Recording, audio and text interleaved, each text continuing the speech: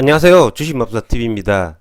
자, 오래간만에 방송을 하는데요. 근 열흘 만에 방송인 것 같습니다.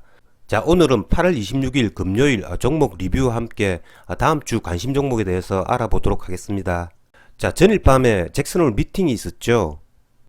제롬 파월 미 FDA 의장의 발언이 굉장히 중요했는데요. 굉장히 매파적인 발언에 의해서 나스닥이 급락을 했습니다. 거의 한 4%가량 하락을 했고요.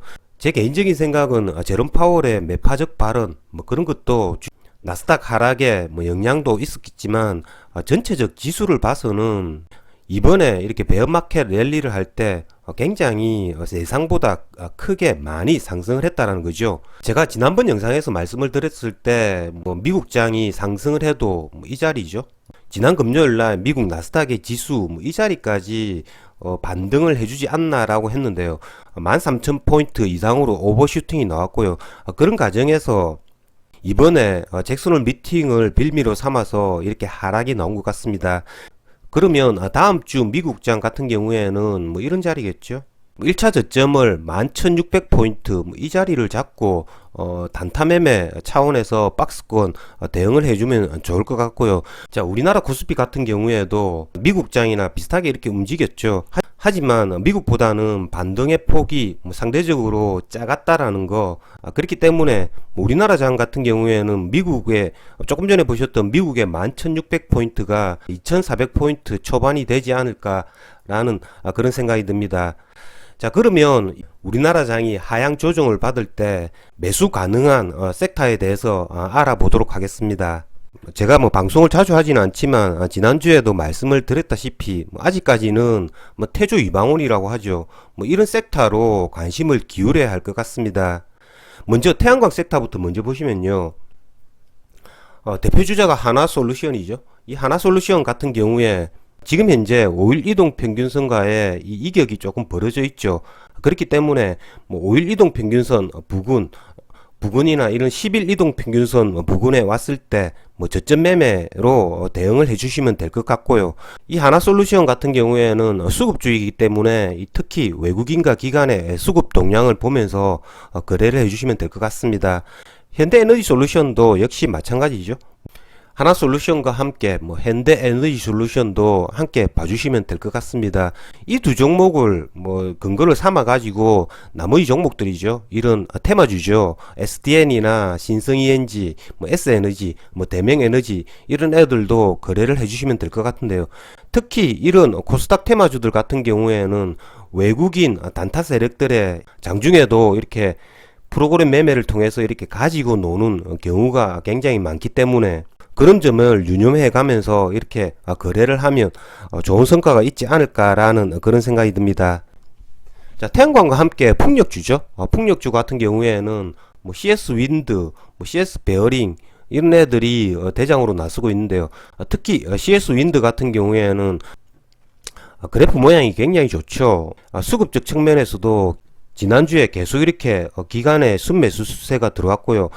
이런 애들도 주가 하락과 함께 가격 조정이 온다면 충분히 매수 가능한 종목이 아닌가라는 그런 생각이 듭니다. 자, 다음은 조선주입니다. 조선주 같은 경우에도 태조 이방원이라고 해가지고 지난주에 굉장히 좋았죠. 현대미포조선 그리고 현대중공업 조선주의 대장주라고 할 수 있죠. 이런 애들 보시면 지금 현재 정배열의 차트에서 굉장히 좋은 모습을 보이고 있습니다. 이런 애들도 역시 가격 조정이 온다면 충분히 매수를 할 수 있다라는 거죠. 현대미포조선 같은 경우에는 이런 10만원대 초반이 되겠죠. 이런 자리를 기준으로 잡고 충분히 거래하면 되실 것 같고요. 그 다음에 이런 조선기자재도 역시 마찬가지입니다. 조선기자재 저번 주 같은 경우에는 고점에서 이렇게 횡보하는 그런 모습을 보였는데요. 성강밴드나 한국카본, 동성하이텍, STX 엔진, 이런 조선기자재들도 조선주들과 함께 굉장히 지금 시세가 좋기 때문에 이런 애들은 충분히 가격 조정이 나오면 매수를 하면 이렇게 단타폭을 노릴 수 있다라는 거죠.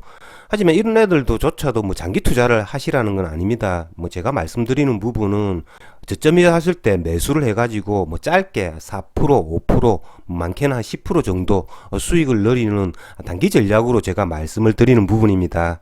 자, 2차전지 소재주들 같은 경우에는 태조, 이방원 가운데 지금 현재 가장 약한 모습을 보이고 있습니다.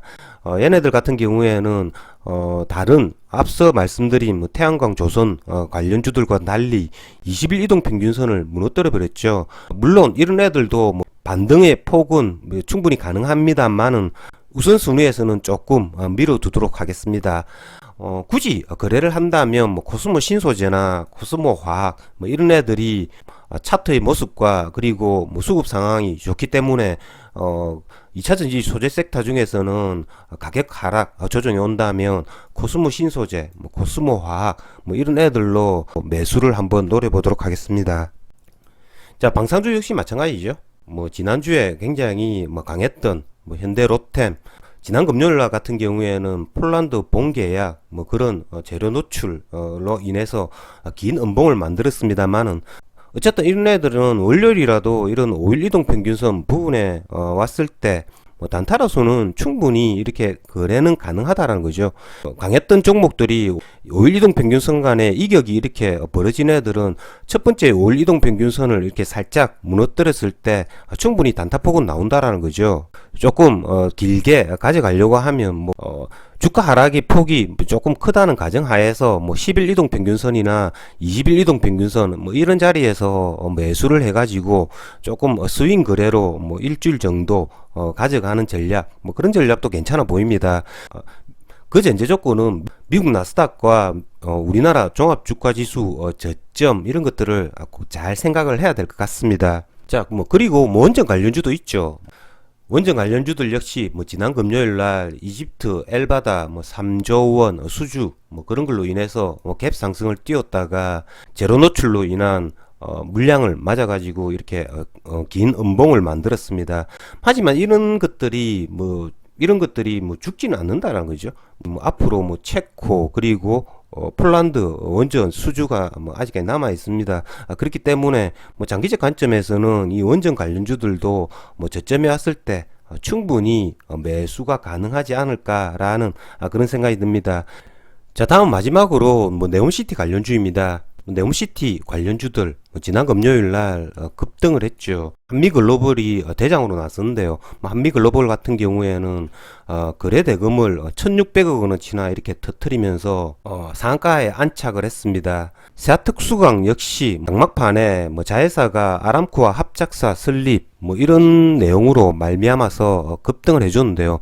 다음 주 화요일이죠. 8월 30일 날 원희룡 국토부 장관이 뭐 이런 네옴시티 관련자들과 뭐 만난다는 그런 기사 내용도 있습니다. 뭐 그런 여파로 인해서 이렇게 상승을 해주지 않았나라는 생각이 드는데요.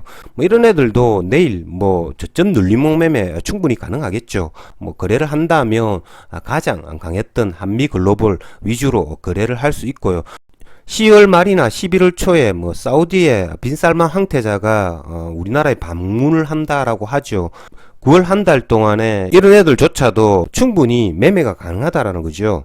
뭐 한미글로벌 그리고 유신, 히림 이런 애들이 거래 대금을 1000억 원 이상 이렇게 터뜨렸기 때문에 이런 애들 위주로 뭐 단타 매매는 충분히 가능하지 않을까라는 생각이 듭니다. 오늘 새벽에 이렇게 나스닥이 폭락을 했죠. 그렇기 때문에 뭐 거래를 하실 때는 태조, 이방원 그리고 조금 전에 말씀드렸던 뭐 네옴시티 관련주들이 가격 조정이 온다면 이런 애들이 뭐 10일 이동 평균선 그리고 20일 이동 평균선 뭐 이런 자리에 왔을 때 거래를 하면 굉장히 좋은 성과가 있지 않을까라는 생각이 듭니다.